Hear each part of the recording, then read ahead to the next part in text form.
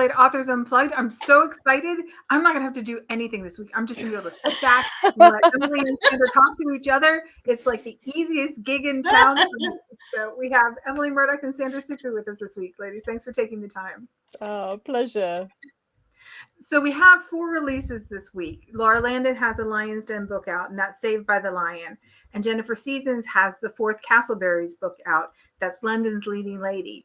But neither of them were able to be with us now, so we'll catch up with them on another time. But I will make sure I put the link to both of their books in the comments so you can get them. Covers are gorgeous, and Laura's book. That dude looks like he can do some stuff. So he really does. He's got the big hair. He just looks like he could do some stuff. So, but I'd like to start, if it's okay, with Emily's book, because hers came out last week and we are catching up with her now, and that is A Fighting Chance, and it's book 1 in a brand new series. I'm so excited about brand new series. So Emily, can you tell us about the book and the series? I can. So we've finished the Dukes in Danger series, although don't worry, you'll see a few of them pop up in this series, and some of their children may pop up later as well, so keep a beady eye out. I have had a family of 4 brothers in the back of my mind for a while, and I've never actually written brothers. I've written sisters, I've done lots of cousins, I've done lots of situationals for the Governess Bureau, but I've never done brothers. And I think there's something really fun about the dynamics between 4 people who are really very, very different, but are also, even if they do not want to admit it, incredibly similar in the really important things.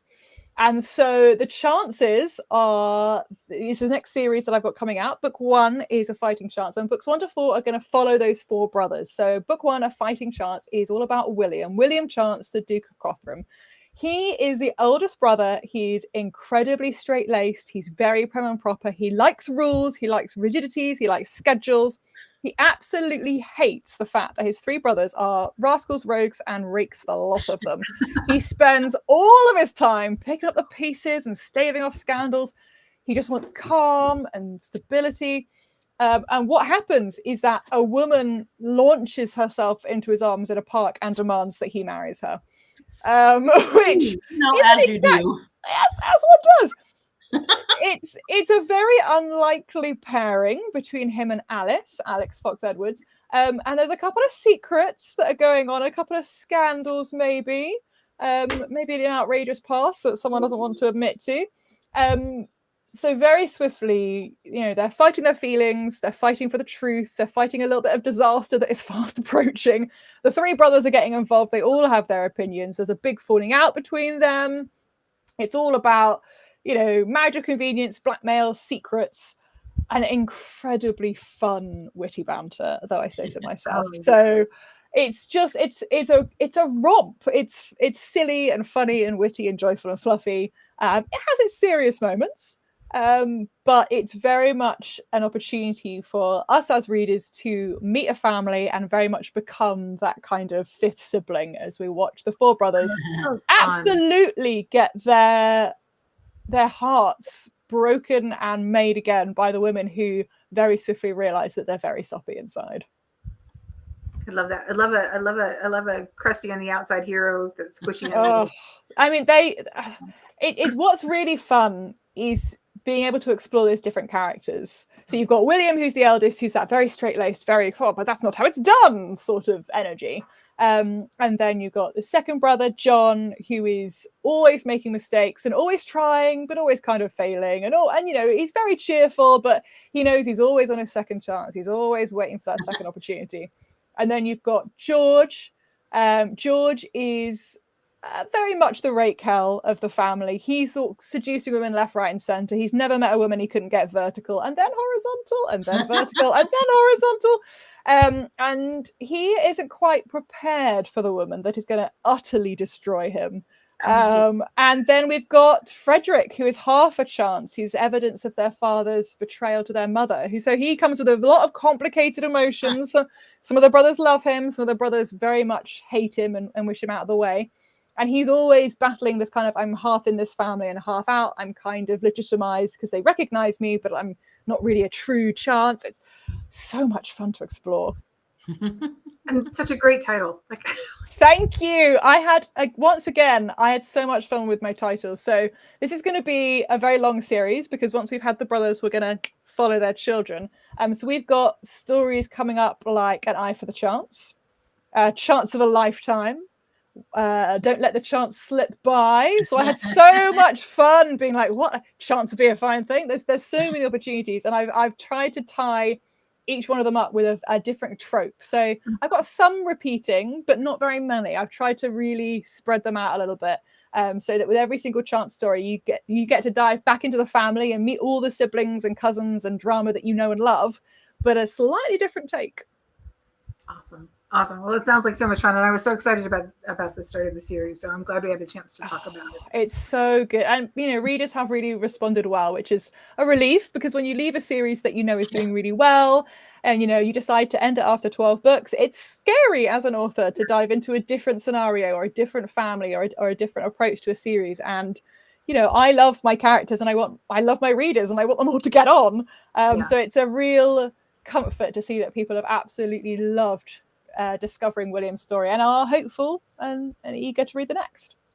Yeah, there is that kind of that hold your breath moment when you go from one series to the next to see if the readers are going to... Completely. And it is frightening because you pour your heart and soul into a book and then you send it on its way and you hope it's going to be welcomed with open arms. And Dragonblade readers are so incredibly loyal and so incredibly passionate about historical romance. We're so lucky to have you all, but it doesn't stop me being frightened every time. Well, lucky for readers, even though we're talking to you a week late, because it is book one, it'll stay on sale at its Twitter release price, so we don't lose anything because of the time difference. So if you don't have it, you should get it. I mean, I'm biased, but absolutely you should. So the next book that we had come out this week is Sandra's book, and it's An Impossible Match, and it's book 3 in the Hastings sisters. Da, da, da, oh, look how cute! Cover on that one is so gorgeous. And then it matches the other two. Mm-hmm. Don't we have the best cover artist? Yes. I mean, I don't want to brag, but we absolutely do. Anyway, can you tell us about this one? This is the last full-length Hastings sisters book. This was the first time I wrote about sisters. I usually write about brothers because I have 3 brothers. So it's easier for me to do brothers than it is sisters, So the Hastings sisters, I mean, there's still 3 girls left, and you'll see one of them coming up in a Halloween anthology because I just turned that story in. So there's still 2 more running around that haven't been contracted for, but I don't know what I want to do with them just quite yet. Anyway, An Impossible Match is Gigi's story. Her name is Genevieve, but everybody calls her Gigi. The family is destitute. Dear old dad gambled away the fortune, as what usually happens. Taxes on the real estate, were a problem. So everybody needs some funds. So the girls decide, hey, we're going to help mom and dad out, especially since dad's health is declining. We're going to take paid positions like companions or, what have you. So I guess I was really mean to these girls because it turned out differently than I had hoped it would turn out. Number one, it went way hotter than I had planned, which is fine. It's fine. But the guys that the first 2 ladies married aren't well off. So their plan of helping their family with funds did not really materialize. And that was kind of an accident on my part. I wasn't planning on it. It just happened that way. So I'm faced with this 3rd book, and I'm like, well, the hero's a vicar. So, already he's not going to have a fortune. And, he's 3 or 4 in his family. So, he was like, okay, well, I have to get a job, So he decided to put his roguish ways behind him and become a country vicar. It sounded like a good idea, right? What could go wrong? What could possibly go wrong? Everything was going really well until Gigi walked into the church one morning. And, and Gigi, since she's the 3rd, she's one of the youngest. So she's spontaneous. She doesn't like to follow rules. She doesn't like to wear stays, the whole thing. The whole thing. She is that girl. So she's resentful a little bit that she has to get a position, and she ends up becoming the governess to the vicar's wards, which are his young nieces. So that presents a whole plethora of problems, because obviously they're attracted to each other, but he's a vicar, so he's constantly fighting that. But Gigi's like, hey, yeah, man, I don't care about a scandal. Let's have some more of that, So, it's this give and take, and he's always looking at, he's getting the pressure from his congregation. You can't hang out with that girl. She's no good. You need a proper woman to, help you lead your flock, blah, blah, blah. So that's another, conflict in there. Meanwhile, you have these two girls that, are missing their parents because their parents died in an accident. So they're like wanting a new mom. And, Gigi's this wonderfully upbeat, bubbly, wonderful person that they're like, yeah, we want her to be our mom. Why can't, Uncle Thomas get on board with this plan, So, it was a really fun book to write. But again, when she marries this guy at the end, he doesn't have any money. So, all three of the girls have, married for love and not money, Well, there's nothing wrong with that. It just was funny how this worked out. Wasn't this the start of the? It was totally not. I mean, when I pitch these ideas to my editor, this is what the books are going to be. This is what we're doing, and then when you get in there and you meet the characters and you get to know the characters, like you're having a sleepover with these characters, then they tell you their secrets and they tell you all this and their hopes and dreams and fears. And you're like, well, I can't do that to you anymore. So, so anyway, and one thing I wanted to mention, there are swans in this book, and they are based on the geese that come into my backyard every day. Oh, that's right. You have returning geese that you've made. Yeah, every year, and then they bring their little babies over, and the ducks do the same thing. So I'm like the unofficial goose mom of the neighborhood. I'm out there shooing them out of the street because I don't want them in the front yard. I don't like them coming around the front because people will run them over. So I keep them in the backyard. They eat the bird seed. I give them, if you've got like nuts and fruit that's getting ready to turn, I just chop all that up and put it out there for them to eat. My goodness, you are the goose mom. I'm a goose mom. There's no shame in that game. I love being a goose mom. Plus, one of the female geese, she doesn't like the raccoon that lives out in the ditch behind the house. So every time he comes in the yard, she'll like run across the backyard with her head lowered, and she's like honking, and it's a good time out here at Camp Sookoo. Going for raccoons. So anyway, the swans are based on my geese. So that's fun. Oh, that's so much fun. Very cool. So yeah, you said this one was hotter. The series ended up being hotter. Yeah, it did. I didn't. This was supposed to be a low heat series. Just the regular run of the mill, one or two sex scenes in the book. That's it. And these girls, I don't know. They had other things. They had other things on their mind, I guess. So I know that you have a Dragonblade Flame series coming. I do? Do you not? I don't know. Did they tell me it was a Flame series? I don't know if they did or not. I thought I saw your name and Flame connected, but maybe maybe I didn't pay that much attention. I know I've got. Oh gosh, you guys, I got 3 series coming up with Dragonblade. Okay, I'm the type of person that I need to plan out my writing schedule like 2 years in advance because I need to know what's coming down the pike, right? I can't just sit there and go, oh, what am I going to write next? Yeah, I can't do that. I have to know. And because, I write for Dragonblade, plus I'm an indie author too, I have to, coordinate all of that. So I've got 3 new series coming out with Dragonblade that I'm extremely excited about. So the first one, I don't have covers yet to show off. It has to do with boxers, bare knuckle boxers. And I'm really excited about that because I've written about boxers before, but the research is fascinating on that stuff. Cool. Anyway, that starts next year. And then I've got a librarian series that's coming up after that. That's supposed to be really hot, I'm really excited about that. Yeah, maybe that's the one I was thinking about. And then this other one that just got contracted, the Bancrofts of Brighton. I don't know. I don't know what's going to happen. Maybe that's the one. I'll have to go back and look at my paperwork. But yeah, I think I'm very excited about what's coming. But the librarian series, you got to watch out. That's going to be some hot stuff. Yeah, that may be the one that I was thinking about.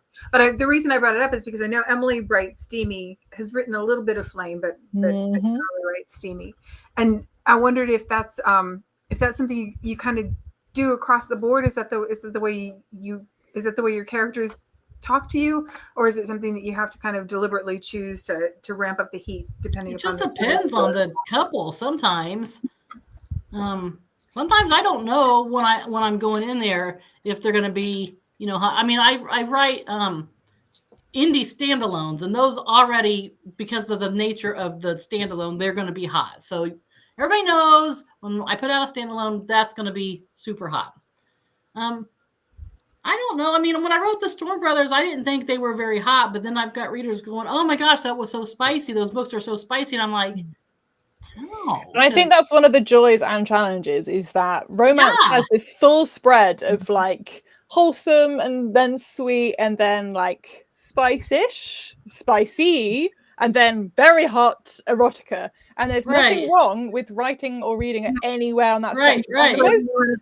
And most authors, I think, write at least in two different points anyway, because we read different points. We're all readers, we all start as readers. So I've written some really, really wholesome, like a kiss and then they get married. I've written sweet where it's like passionate kissing and then they get married. I've written spicy where they're getting naked well before they go anywhere near a church.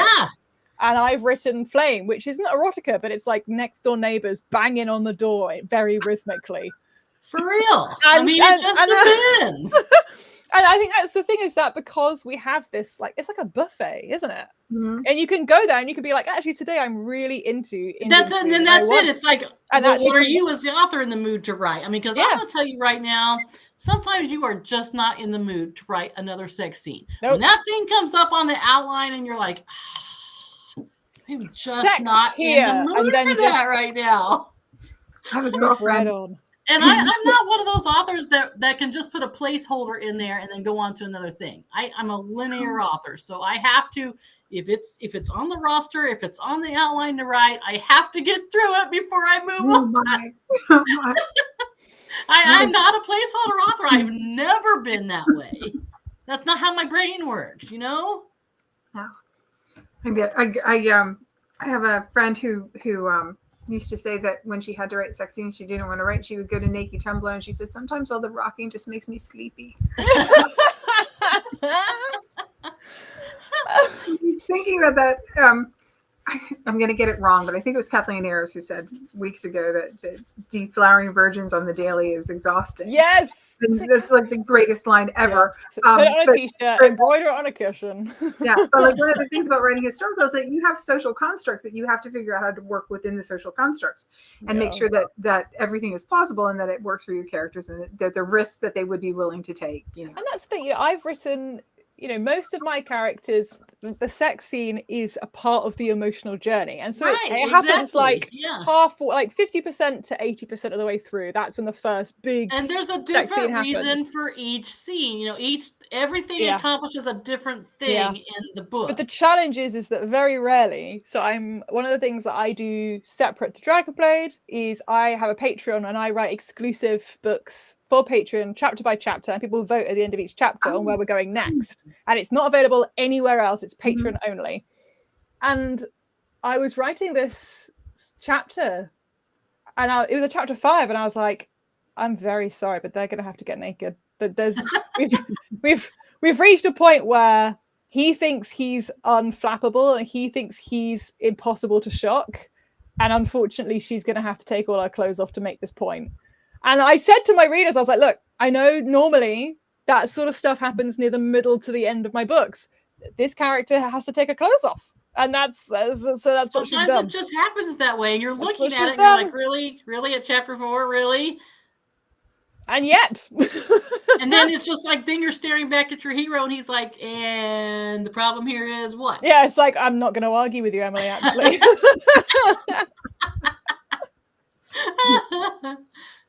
There's another interesting thing about writing linearly. That's the word. That I think at a certain point in the book, you don't know your characters quite as well. Although both of you, I think, are extensive plotters. Is that? I know Yes, it's true yeah. for Emily. I think Yes. it's true. So that may be different. You may have a better sense of your characters going into it, but that idea that you have to put them in this vulnerable position, because nothing is more vulnerable, I think, than sex between characters, and you have to know them well enough to know how they would respond, and I'm not sure that I always do until the way through the book, and then I'm like, oh, okay, I kind of know who they are now, and I know how they would do this, and I know what they need to feel the security with this person that they can't feel anywhere else. And I think you're right, and I think one of the joys and challenges is that, Sandra and I write a lot of books. We are prolific authors. We are passionate about every single individual book, but we do write them quickly. And that means that you can sometimes get to a point in a year where you think, okay, I can't have their first time in a bed. I can't have their first time in a barn. I can't have their first time I just did that like in 4 an months inn. ago. Is I the can't reader gonna know? I mean, yeah, I don't know. and you sit there thinking, okay, so what can we do to make this different that is also period appropriate and isn't going to be completely unbelievable for someone who's never had sex before to immediately know how to do whatever or get in this position or seductively take this off with their teeth. It's like, well, I'm sorry, most Regency ladies don't know how to do that, and if they do know how to do that, it's a very different story, which is fine. And I've written those stories. I've written my fair few courtesans and who get their hair at the end. Love that, but that's a very different style of lovemaking. So you're sitting there going, and then you have the ladies that they do it and they enjoy what they do, and there's nothing wrong with that. Do you know how many times I get dinged for that? Oh, I just keep going. For having women enjoy the act? Oh yeah. We just figure some people like chocolate, some people like vanilla, some people like pistachio, some people want a triple dip. We're just going to make all the flavors, and people can choose what they want. And one of the things I love about Dragonblade is that because we do have the distinctive lines, it does mean that you can choose the flavor you want. You can absolutely. And I think to take Sandra's point, the covers are so good, and the covers convey so much of the heat level without really needing, not always, but most of the time you can tell by looking at it, like, oh, okay, this is very sweet and very charming and very squidgy and delicious, and you'll just sit there with a blanket going, oh, it's so cute. And then this one is one to read on my own. And this is one I will not read in public. I say that there's a spread, and I think that spread is really clearly marked in the covers as well as in the lines. And we are so fortunate at Dragonblade. We were talking a bit before we started recording. I think sometimes readers don't know how many people touch a Dragonblade book to create it from the back end. And there's so many people, and they're all so brilliant. And covers is the most obviously visual version of that. But like editors, formatters, proofreaders, the marketing team, people who are doing ads and clever things that I will never know how to do. Really, Sandra and I have the easy job. So I just want to brag on a Dragonblade cover one more time. I mean, this one comes out in October, but you guys just take a look at this. Oh, I'm sorry, what? Patch guy, he knows some stuff too. Isn't that great? He doesn't know how to sit on a chair. Isn't that great? Yeah. No, there's real, all the like energy. I got a lot planned for this fellow when it comes out.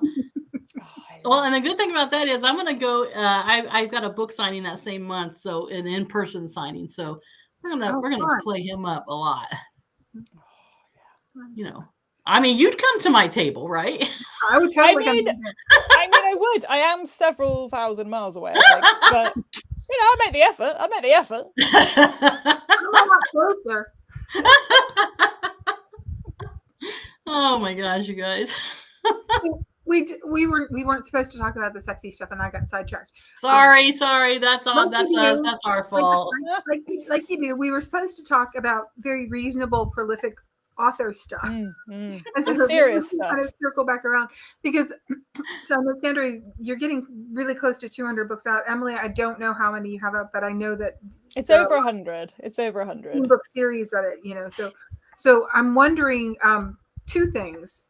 How do you kind of keep the momentum going? So like it's one thing to have this idea that drags you through it, but how do you maintain that over and over and over and over again so that you can put out as many really lovely, engaging titles as you do?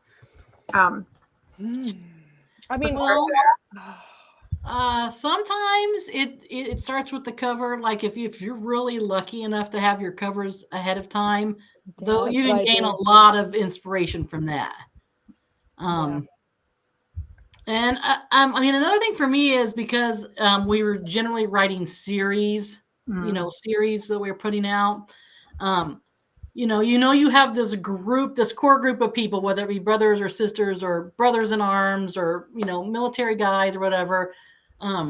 Like, for instance, today I just finished book number 10 in a Singular Sensation series, and they're all brothers in arms. They were all in the war together. They fought together. They come back home. They're all damaged in some way. So that's the recurring theme that goes through that series. But I mean, as you write books, which is always surprising to me, and I'm an author, I've been an author since 2008, but as you write books, you come to know not only your couple, your hero and your heroine, but then you get to know all their friends and all their family and their siblings and everybody else. And you're like, and all of a sudden, then this is your big happy family. So then you were excited to write this guy's book and this guy's book. And I think that carries your momentum, through that a lot. And I have the less glamorous answer, which is, it's my job. Well, there is a big amount of that. People, you couldn't just turn up to like a car garage and be like, I'm just not feeling fixing cars today. You can't just sit around and wait for inspiration. You gotta do it. There's an element of like, I sit here and I write, and that pays my mortgage, which I'm really grateful for. Don't get me wrong. I love the fact that I can do this, and I'm so grateful for Dragonblade and everyone who makes it possible for me to do that. But I can have an off day, but I can't have an off week because I can't just not pay my bills for a week. So there's an element of then you get so far behind in your schedule that it's really difficult to dig your way out. When I was quite unwell a few years ago, I said, right, from now on, I'm buffering in my schedule. I'd never been that person before because I was like, oh, I'm young and I can always do it. And I was very ill, and I was like, okay, we need buffer time. So for every Friday afternoon, I have nothing scheduled. So Friday afternoon mops up everything from the week. And then every 2 weeks, it's the whole Friday. So one Friday is half a day, the next Friday the whole day. And so that way, just by definition, I can't get behind. Yeah, do you write on the weekends? No. No. I say that very flippantly. When I was doing a full-time job and I was writing, I was doing like 100 to 110 hours a week.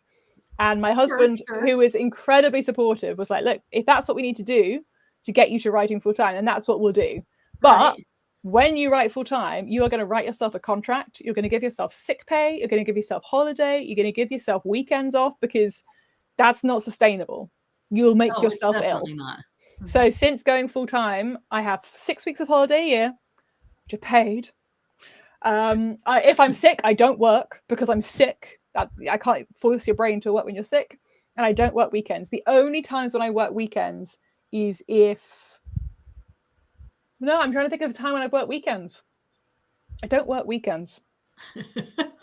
But otherwise I go completely bonkers. Like, I need my rest. I'm very much someone who has to have downtime to be able to come back and be fresh and be creative. I do think that there's something though about the discipline that you had when you were working another full-time job, because we watched you go from an author with to an author full time, and there's something about that discipline, because you already have it set up that you need to hit these milestones, and you only have this much time to do it. So when you have this much time to do it, I think what happens to a lot of people who don't have that Nora Roberts butt in the chair, this is how you do it kind of discipline, is that you kind of flitter off and get sidetracked by a million different shiny balls and don't stay focused on where you need to be. So it's fascinating, because that was one of my biggest fears of like, okay, well, I'm doing all this in 4 hours a day. What's going to happen when I have 10 hours a day? Like, am I just going to do the same amount of things, but in 10 hours instead? And I think actually, when I left my day job to go and write full time, I was not physically very well because I was stress eating and I wasn't doing very much movement. I wasn't looking after myself in a very good way. I wasn't getting outdoors. I was in the house all the time because I had to be at the desk working. And so actually, even now, like I get up early because I'm most creative in the early morning. But by 11, I go for a 2-hour walk every day because I have to be in nature. I have to be moving my body. I have to be seeing other people, not at a desk all day. And if I don't go for remove yourself from the screen for a while, you know? Yeah, and just even if it's pouring with rain, I'll put my waterproof trousers on. Classic Britain, that's like 50% of the time. My raincoat, and I go and stomp. And I say I'm going for a stomp, and it's like sleep. It's like a brain reset. I come back for the afternoon, and I'm able to basically do that half of working day again because I've had that opportunity to reset it's true. my brain. I mean, sometimes I don't get out and walk, but this is going to sound really dumb, you guys, but you know what I did earlier in the week with my break in the middle of the day? I went up and cleaned the bathroom. But it switches your brain off. So good. It switches your brain off. Yeah. I cleaned the bathroom and I hung up all the clothes that you put on the chair in the bedroom because you don't have. Yeah, I hung all those up, and then I ate lunch and I came back down and I was able to work for the rest of the day. That's just how it is because you need that break. You need something to tell your brain, okay, we're done with this for a minute. We're doing something completely different. You don't have to be on anymore. You can go do this mundane task or whatever, and then it'll be okay to come back. And I think this thing about doing something, it's movement, doing something with your hands or doing something with your feet, like doing something that's different to sitting down. Like if I went downstairs and sat and watched TV, I would not feel refreshed, even if it's a show I love or a film I enjoy. No, it's true. If you try to work in front of the television, I can guarantee you that your production will be lower than if you're actually at your desk or wherever you've designated your writing space to be. But even if you say, right, I'm going to take an hour out to rest and I'll read, because I'm sitting in essentially the same position, just in a different chair, it doesn't work. I have to be moving to trick my brain into realizing, oh yeah, we're resetting for the afternoon. This is part of that reset. Yeah, it's true. And I mean, even if it's just as small as, taking yourself off and going to Starbucks and picking up an iced tea or whatever, you've physically gotten away from your space, and your brain has physically made the break that says, okay, I don't need to put words out, for this period of time, then it's just different. It makes such a difference. It's hard to explain to somebody that doesn't know, all the things that writing involves, the brain is the biggest muscle if you think about it. It takes up so much energy, and honestly, like I can have a writing day where I've written all the words I wanted, and it's like 3 p.m, and I come downstairs and I feel like it's bedtime because I'm just exhausted. For real, that's it. You're just drained of all your energy, and that's this is why usually my husband's like, well, how many words did you get in today? And I would tell him, he's like, so do you want to bring home dinner tonight then? Because he knows that I'm too exhausted to make dinner. This is why I batch cook. I batch cook on a Sunday, and then I don't have to think about cooking all week. I just don't. Oh, that's nice. I mean, I also hate cooking, so batch cooking is once. So. Ladies, I have about 17 more questions, but we are out of time. Oh, we are. So we're going to have to promise to do this again. We have to work it out so that it lines up so that you guys both have releases at the same time so we can do this again because it's a delight to talk to you. I will make sure that I put the links to both Emily and Sandra's books in the comments, and I will also make sure that I put Laura's book and Jennifer's book in as well so you can grab them. If you want to grab Dragonblade books on pre-order and release because they're the very best deal done. And if you can't read them, then you can read them in Kindle Unlimited, which is how I read lots of stuff because you don't have to think about it. You just pick something that tickles your fancy and go. So